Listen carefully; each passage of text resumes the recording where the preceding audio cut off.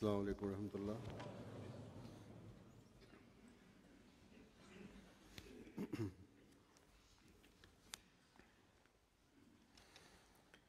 أشهد أن لا إله إلا الله وحده لا شريك له وأشهد أن محمدا عبده ورسوله أما بعد فأعوذ بالله من الشيطان الرجيم بسم الله الرحمن الرحيم الحمد لله رب العالمين الرحمن الرحيم مالك يوم الدين إياك نعبد وإياك نستعين اهدنا الصراط المستقيم صراط الذين أنعمت عليهم غير المغضوب عليهم ولا الضالين.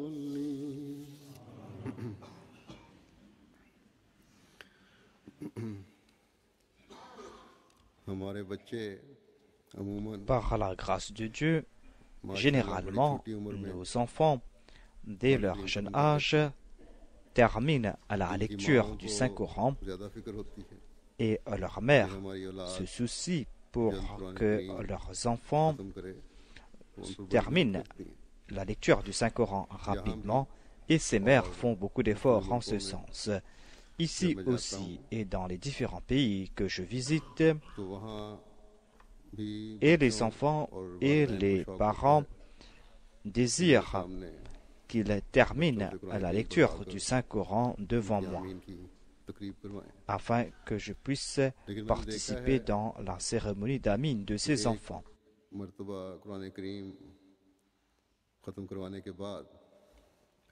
Mais j'ai constaté qu'une fois après avoir terminé la lecture du Saint-Coran, l'on ne fait pas autant d'efforts pour que ces enfants relisent le Saint-Coran, pour qu'ils lisent le Saint-Coran de façon constante. On ne fait pas autant d'efforts comme on a fait d'efforts pour que l'enfant termine une fois la lecture complète du Saint-Coran. Généralement, je pose cette question si ils lisent le Saint-Coran régulièrement. Et avec la lecture de certains, je comprends que cela ne se fait pas. Généralement, ils ne répondent pas affirmativement concernant cette lecture régulière du Saint-Coran.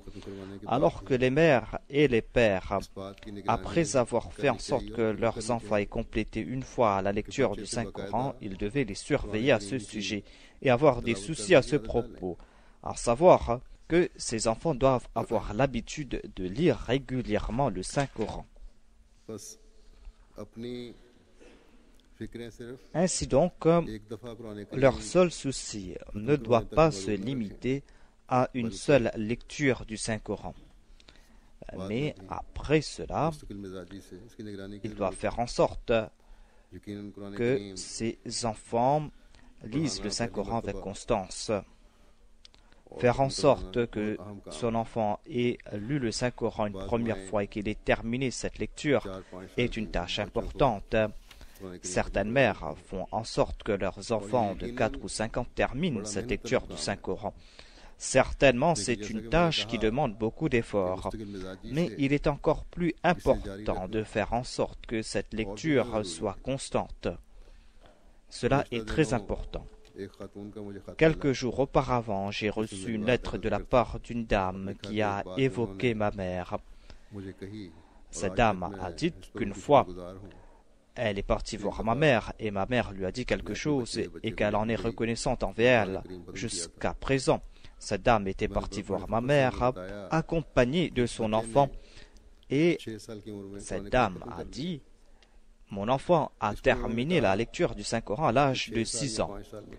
Ma mère a répondu que terminer une lecture du Saint-Coran à l'âge de 6 ans ou 5 ans n'est pas quelque chose de grandiose, mais dites-moi, jusqu'à quel point avez-vous fait des efforts pour faire grandir dans le cœur de votre enfant l'amour pour le Saint-Coran? Telle est la vérité, à savoir que tout en faisant lire le Saint-Coran, on doit faire naître l'amour pour le Saint-Coran dans le cœur de l'enfant, et c'est là que l'enfant aura ce désir de lire le Saint-Coran. Aujourd'hui, à notre époque, les enfants sont intéressés par différentes choses. Il y a la télévision, il y a l'Internet, il y a d'autres livres. Face à tous ces intérêts, le matin, soi-même, on doit lire le Saint-Coran devant l'enfant, et cela va lui faire comprendre l'importance de la lecture du Saint-Coran.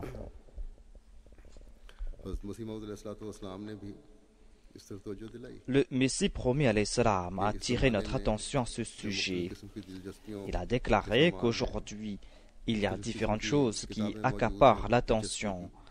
Il y a différents livres qui sollicitent l'attention et l'intérêt. Il y a différents types de connaissances. Face à tout cela, il est encore plus important de lire le Saint-Coran et nous devons nous y consacrer notre attention. Il est important de consacrer davantage d'attention vers la lecture du Saint-Coran. Les enfants vont aimer le Saint-Coran lorsque les parents vont réciter eux-mêmes le Saint-Coran et lorsqu'ils auront l'habitude de méditer à propos du Saint-Coran.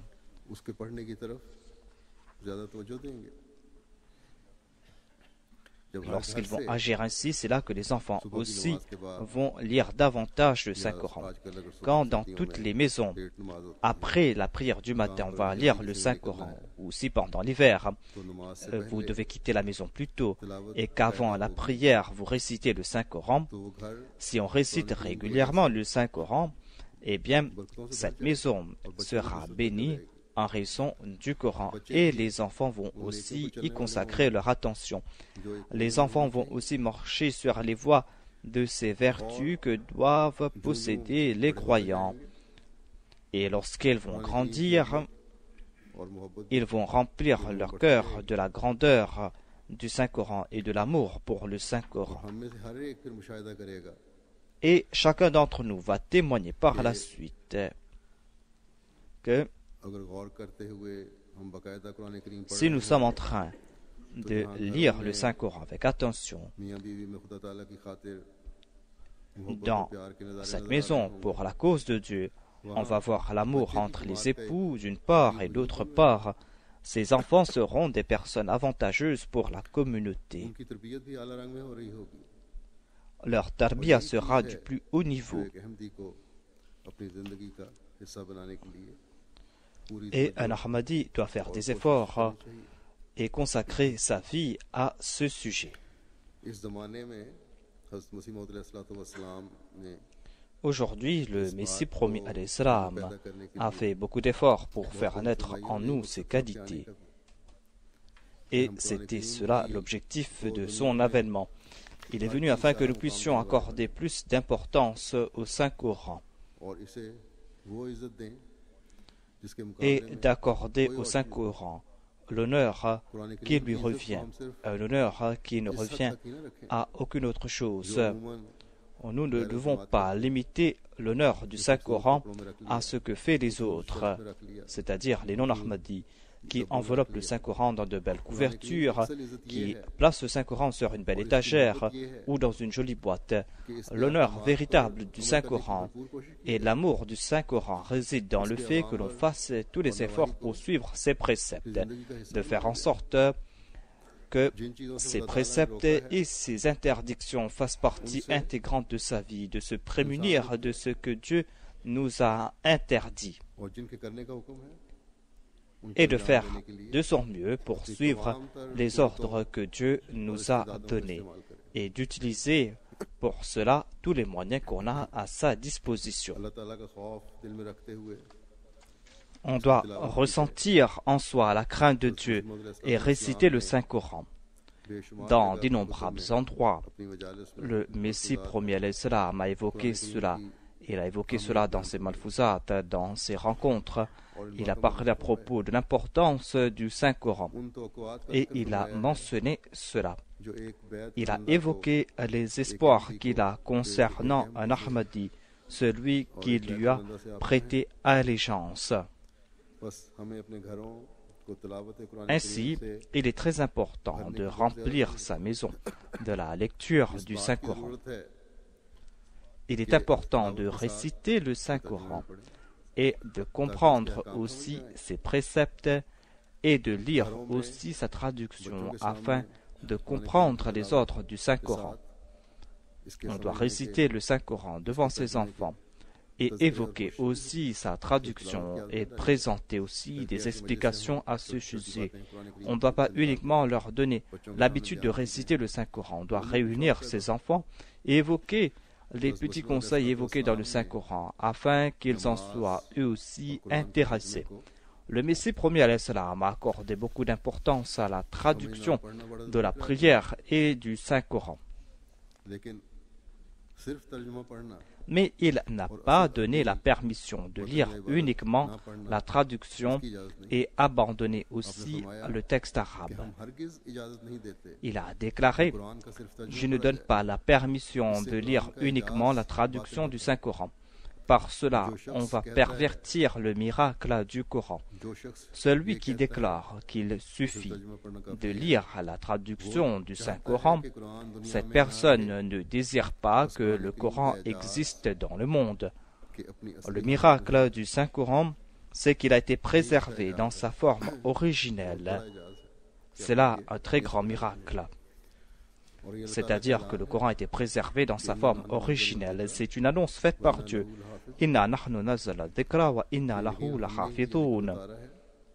C'est-à-dire, nous avons révélé ce dhikr et nous en serons le protecteur. Le miracle du Saint-Coran, comme l'a évoqué le Messie premier l'Islam, c'est le fait que le Coran a été préservé dans son texte originel, dans le texte arabe, et même les critiques les plus acharnées de l'islam et les pourfendeurs de l'islam acceptent ce fait, à savoir que le Coran a été préservé dans sa forme originelle jusqu'à présent. Si l'on se fie uniquement aux traductions, eh bien, nous constatons que les traductions sont très différentes les unes des autres. Lorsque nous présentons notre traduction au monde, les autres acceptent que cette traduction est complètement différente, car les autres n'ont pas présenté une bonne traduction.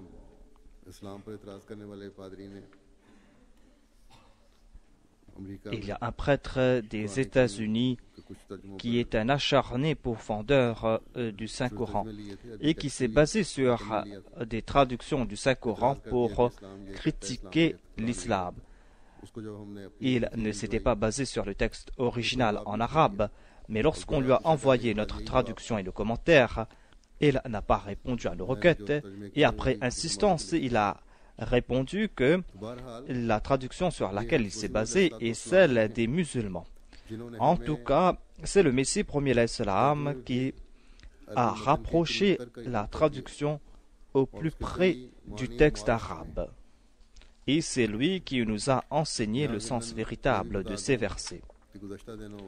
Ici, en passant, je dois dire que quelques jours de cela, je suis tombé sur des critiques d'un pourfendeur de l'Ahmadiyya. Cette personne a déclaré que si Mirza Sahib, c'est-à-dire le Messie promis, si Mirza Sahib était un prophète, pourquoi a-t-il dit à sa Jamaat de suivre l'imam Abu Hanifa? Le Messie premier l'Islam a évoqué cela à plusieurs reprises dans ses écrits. Mais je dois parler à propos du Saint-Coran ici. quelqu'un avait dit au Messie premier alayhi salam que कि हनफी मजहब में selon la jurisprudence hanafite, काफी समझा गया है। il suffit de lire la traduction du Coran. अगर ये इमाम आजम का मजहब Le था, Messie premier alayhi salam a répondu que si tel était le décret de l'imam Hanifa, eh bien c'est là une erreur de sa part. इमाम है, उन्होंने इस्लाम की Certes, खिदमत il est un imam, बहुत certes, सारे मसाइल इकट्ठे किए हैं। il a servi l'islam, अगर ये il उन्होंने a बताया कि réuni तर्जुमा पढ़ना काफी nombre है, de तो questions concernant l'islam, mais s'il a déclaré qu'il suffit de lire la traduction du Coran, eh bien c'est là une erreur. En tout cas, le moyen que Dieu a envoyé pour protéger le Saint-Coran aujourd'hui, c'est le Messie promis alayhi salam. आपने अपनी जमात को Quran Dans d'innombrables endroits, और इससे मोहब्बत करने की il a encouragé les membres de sa Jamaat de lire le Saint-Coran, de comprendre le Coran et d'éprouver de l'amour pour le Coran. कानून आसमानी Il déclare le Coran et la loi céleste, le Coran est le moyen pour avoir le salut. एक बहस का जिक्र चल रहा है जो हज़रत ईसा अलैहिस्सलाम Il y avait là un débat concernant la mort de Jésus-Christ फरमा रहे हैं, लेकिन et il a présenté des preuves concernant la mort de Jésus-Christ à la lumière du Saint-Coran, mais c'est là un principe général, à savoir que le Coran est la loi céleste, le Coran est le moyen pour avoir le salut. सिर्फ कानून बन जाने से Les lois de ce monde ne sont d'aucun avantage tant qu'on ne les applique pas, इसी तरह tant qu'on ne traduit pas de la pratique ces lois. Ainsi, la loi du Saint-Coran n'aura aucun avantage, ou la loi du Coran उस पर अमल किया va mener vers le salut lorsqu'on va suivre ses préceptes. Si on ne suit pas ses préceptes, on n'aura pas le salut. अमल न करने से निजात नहीं हो सकती। खुदा ताला की रजा On n'aura pas le salut en lisant le Saint-Coran uniquement. की नेमतों On n'aura pas le plaisir de Dieu uniquement en lisant le Saint-Coran. के हम वारिस नहीं बन सकते। Une simple lecture du Saint-Coran ne nous fera pas mériter les faveurs de Dieu. पर अमल करना Il est essentiel de comprendre les enseignements du Saint-Coran. आप अलैहिस्सलाम एक जगह फरमाते हैं कि याद रखो कुरान शरीफ Le Messie premier alayhi salam a déclaré: le Saint-Coran est la source véritable des bénédictions, c'est le moyen pour le salut. C'est là une erreur de la part de ceux qui ne suivent pas le Saint-Coran. एक गिरोह तो वो है Parmi ceux qui ne suivent pas le Saint-Coran, il y a ceux qui ne croient pas dans le Saint-Coran. उसको खुदा ताला का कलाम Il y a ceux qui ne considèrent pas le Saint-Coran comme la parole de Dieu. Ces gens sont très éloignés. मान लाते हैं Il en est d'autres, par contre, qui croient que le Coran est la parole de Dieu. का शिफा बख्श नुस्खा है। Ils croient que c'est une prescription pour avoir le salut. Mais si ces derniers ne suivent pas le Saint-Coran, ce sera là une chose étonnante, ce sera là un grand malheur. Nombre d'entre eux n'ont pas lu le Saint-Coran une seule fois au cours de leur vie. ऐसे गाफिल और लापरवाह Quant à ceux qui ignorent la parole de Dieu, को मालूम है leur exemple est à l'instar de celui qui connaît qu'il y a une source d'eau pure et désaltérante. सी अमराज के Il वास्ते sait que इक्सीर और शिफा cette eau est un élixir pour toute maladie. उसको यकीनी है Cette connaissance बावजूद इस est certaine. और बावजूद प्यासा Mais होने en dépit de cette connaissance, en dépit de sa soif, en dépit du fait qu'il est accablé de nombreuses maladies, il ne va pas vers cette source. और जहालत है C'est là un grand malheur, c'est là une grande ignorance. Il devrait placer sa bouche à cette source, शिफा बख्श पानी y étancher sa soif et profiter de cette eau aux vertus thérapeutiques. Mais en dépit de sa connaissance, il s'en tient éloigné, comme s'il ignore jusqu'à l'existence de cette source. इस दर्द से भरे Qu'Allah nous accorde la possibilité de comprendre ce message empli de douleur du Messie premier alayhi salam, qu'il nous donne la possibilité de suivre les commandements du Coran, qu'il nous accorde la possibilité de comprendre le Coran. Nous allons respecter les conditions de la Bayra lorsque nous allons suivre les préceptes du Saint-Coran et nous allons les appliquer à notre vie. Les enseignements du Saint-Coran, comme je l'ai dit, c'est d'éviter tout mal qui a été condamné par le Coran et d'adopter toute vertu qui a été préconisée par le Saint-Coran et de faire des efforts en ce sens. Le Messie promis à l'Islam a déclaré que le Coran ne désire pas uniquement que l'homme abandonne le mal et que l'homme pense qu'en agissant ainsi, il a atteint le sommet de l'excellence. Le Coran désire conférer les attributs les plus excellents à l'homme. Il désire que l'homme accomplisse de telles actions afin qu'il puisse être source de bien-être pour l'humanité et qu'en résultat, Dieu soit content de lui. Ainsi donc, si un croyant a un amour sincère pour le Coran, eh bien il va essayer d'atteindre ce niveau et il va aussi faire en sorte que ses enfants puissent atteindre ce niveau.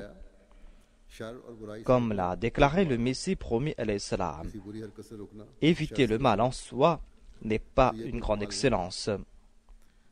Éviter le mal n'est pas en soi une grande excellence. Cela ne doit pas être notre objectif ultime. Notre but ultime est plus grandiose. Nous devons faire des efforts conséquents en ce sens, c'est-à-dire accomplir toute bonne action préconisée par le Coran. Mettre en pratique ces préceptes. Lorsque tout homme, toute femme, tout enfant va faire des efforts en ce sens, c'est là qu'on va établir une société des plus belles, une société que voulait établir l'islam. Et l'on va clouer le bec de ceux qui, matin soir, critiquent l'islam. Ici, il y a deux femmes qui ont fait beaucoup de bruit, qui ont organisé des conférences, ici et là, sur les lois islamiques. Et elles ont outrepassé les limites dans leur critique contre les lois islamiques. Quelques jours auparavant, après les efforts de la Houda al-Ahmadiyya du Royaume-Uni, il y a eu un débat à l'université UCLA au Royaume-Uni entre les Ahmadis et ces dames. Les responsables de l'université avaient organisé ce débat et ces deux dames ont lancé avec véhémence leurs attaques contre l'islam. Mais il y avait des Khuddam, parmi lesquels il y avait un jeune homme d'origine pakistanaise qui est un étudiant à la Jamia du Royaume-Uni. Il y avait aussi un Ahmadi d'origine anglaise.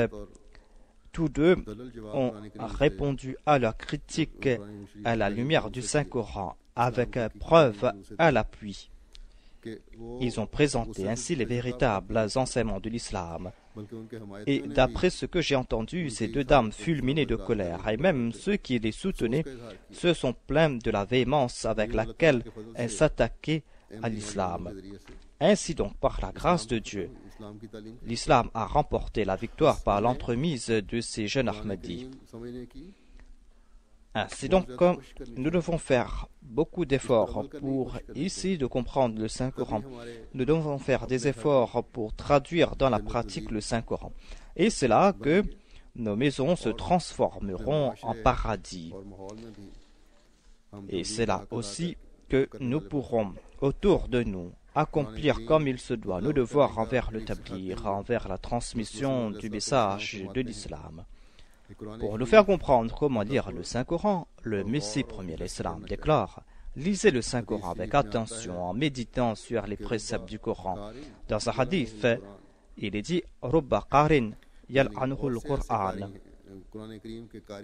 C'est-à-dire, il y a nombre de qaris, nombre de personnes qui récitent le Coran mais qui seront maudits par le Coran. Quant à ceux qui lisent le Coran mais qui ne pratiquent pas ses préceptes, le Coran les maudit. Lorsqu'on lit le Coran et qu'on tombe sur des versets qui évoquent la grâce, la miséricorde de Dieu, on doit demander la grâce et la miséricorde de Dieu. Et lorsqu'on trouve mention d'un châtiment qui a frappé un peuple, on doit demander à Dieu de nous accorder sa protection contre son châtiment. On doit lire le Coran avec attention, traduire dans la pratique ses préceptes. Cela pourra se faire lorsqu'on va comprendre l'importance du Coran, lorsqu'on va établir une relation sincère avec Dieu.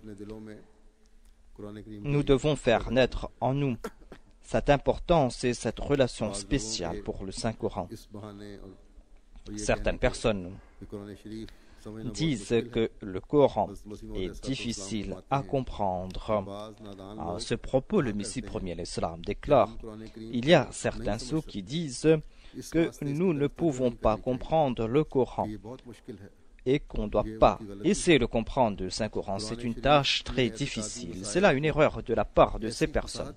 Le Saint-Coran a décrit clairement les faits qui ont trait à la doctrine et le Coran est incomparable à ce propos. Et ces arguments ont de l'effet sur les cœurs.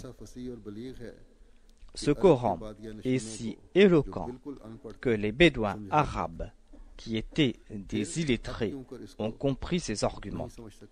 Pourquoi dire que maintenant on ne pourra pas comprendre le Coran? C'est une grande faveur que Dieu nous a accordée en envoyant le Messie promis à l'Islam. Le Messie promis à l'Islam nous a expliqué le Coran. Il ne nous a pas expliqué uniquement les ordres du Saint-Coran, mais il nous a fait comprendre les connaissances profondes du Saint-Coran.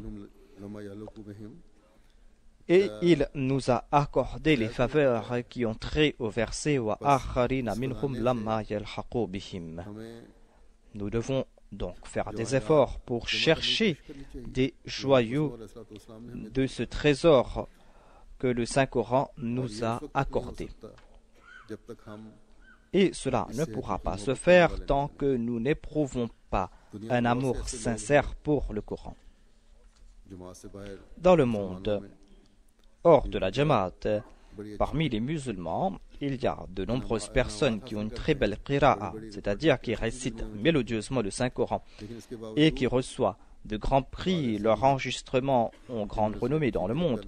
Mais en dépit de cela, de parmi ceux qui lisent mélodieusement le Saint-Coran, il y a ceux qui ne connaissent même pas l'essence des versets du Saint-Coran. Même de grands ulémas ne connaissent pas cela. C'est pour cette raison qu'au sein de l'islam, il y a eu ce débat qui a duré pendant des années concernant les versets abrogés. Et jusqu'à présent, ils ne comprennent pas certains versets, des versets qui évoquent par exemple la mort de Jésus-Christ. En tout cas, ces gens ignorent l'essence des versets du Saint-Coran.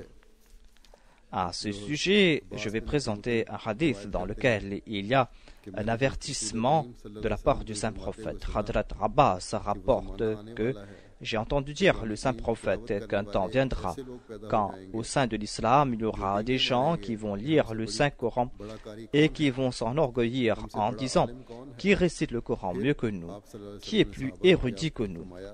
Le Saint-Prophète a demandé à ses compagnons: voyez-vous quelque bien en ces personnes?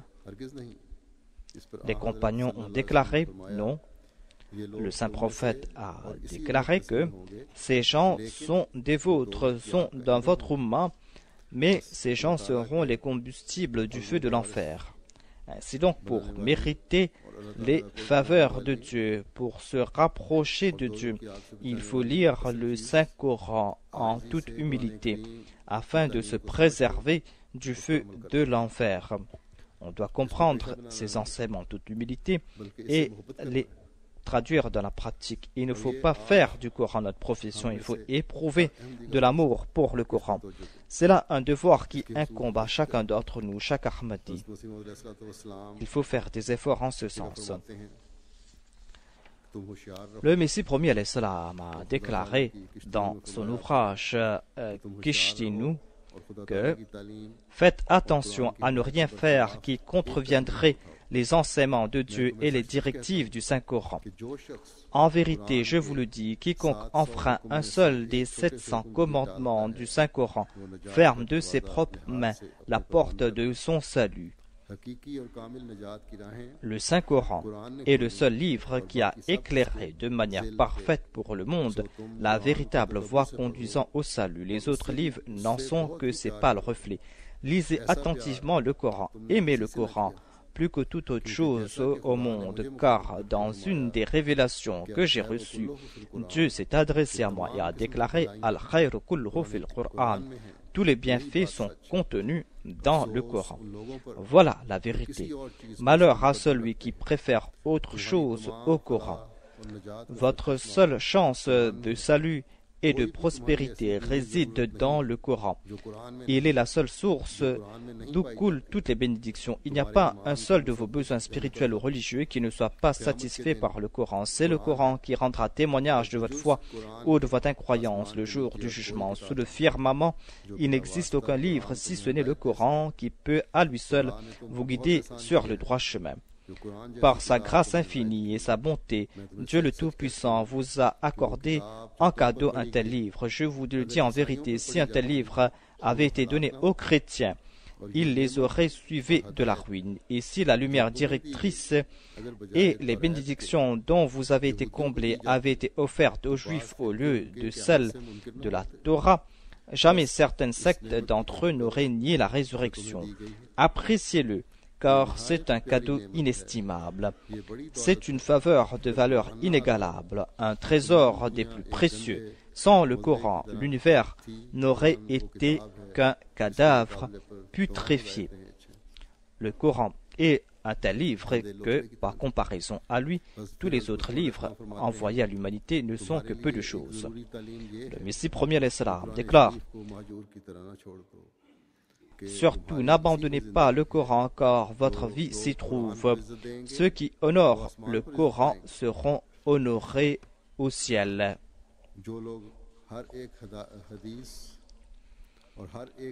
Ceux qui préfèrent le Coran au hadith ou aux traditions seront préférés au ciel. Pour l'humanité tout entière, il n'y a qu'un seul livre pour la guider, à savoir le Coran. Et pour les descendants d'Adam, il n'y a qu'un seul messager et intercesseur, sauf Mohammed Mustafa sallallahu alayhi wa sallam.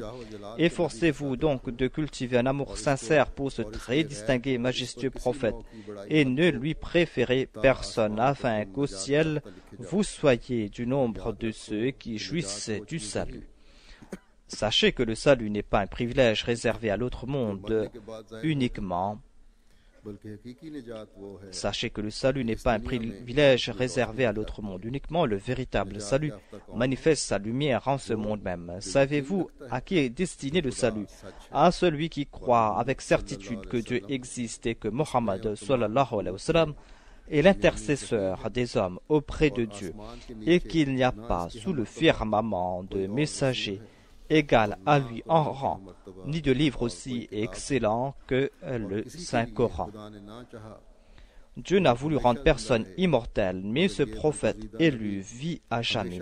Dieu le Tout-Puissant lui a accordé ce privilège en perpétuant jusqu'au jour de la résurrection les bienfaits de sa charia et de sa spiritualité. Et c'est grâce à ses bienfaits spirituels, c'est-à-dire que sa spiritualité et sa loi et leur faveur vont durer jusqu'au dernier jour. Il a déclaré que c'est grâce à ses bienfaits spirituels qu'il a finalement béni le monde en y suscitant le Messie promis, dont l'avènement était plus que nécessaire pour compléter l'édifice islamique.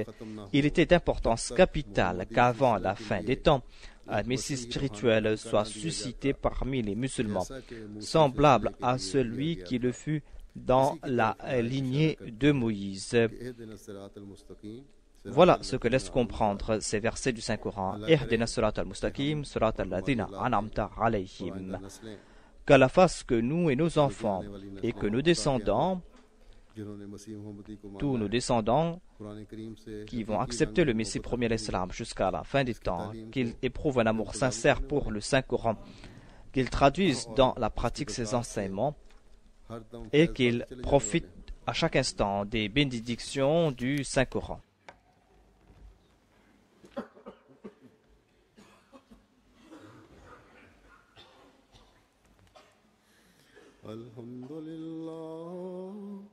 الحمد لله نحمده ونستعينه ونستغفره ونؤمن به ونتوكل عليه ونعوذ بالله من شرور أنفسنا ومن سيئات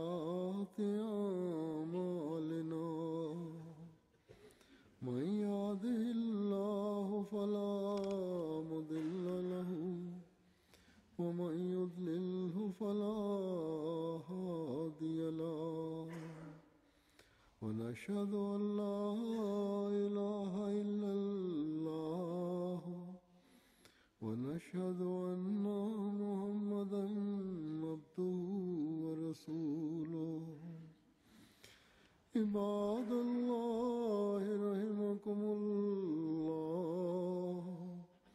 إن الله يأمر بالعدل والإحسان وإيتاء ذي القربى وينهى عن الفحشاء والمنكر والبغي يعظكم لعلكم تذكرون اذكروا الله يذكركم وادعوه يستجب لكم ولذكر الله